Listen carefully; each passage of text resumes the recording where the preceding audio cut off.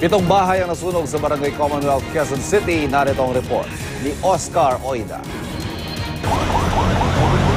Hindi bababa sa kontrak ng bumbero ang napasugod sa may kapalaran Street, Payatas Road, Barangay Commonwealth, Quezon City. Makaraang sumiklab ang sunog sa lugar, alauna ng madaling araw.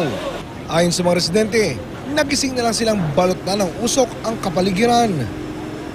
Basta pag umuusok na lang, yun. Hindi ko alam ano. Sabi, dyan daw sa kabila, sa kapitbahay na, doon banda sa sa isa. Para agad matunto ng sentro ng apoy, nag-akyatan sa mga bubungan ng mga bumbero. Ang ilan sa kanila, muntikan pang madali ng mga nabalatang linya ng kuryente.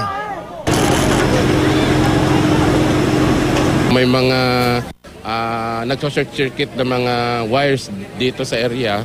So medyo nga mahirap mag-operate pag ganun. Mga mabababa nga yung paglagay ng mga wires, dapat sana ilagay sa ayos. Pero dahil naging maaga pa mga bumbero, naapigilan ang pagkalat ng apoy. Sa tala ng BFP, 7 bahay ang natupok. Isa sa mga residente ang naitalang sugatan. Nagtamo ng first degree burn si Jocelyn Tordesillos sa magkabilang kamay. Dahil nga gusto niyang apulahin yung apoy, nag-try siya na napulahin at nadamay yung both hands niya at saka dito sa area ng left arm. Ayon sa ulat, sa tindahan mismo ni Jocelyn nagsimula ang sunog. Tinitignan natin ang gulo yan, baka may mga nakasaksak silang mga electrical appliances doon sa tindahan nila.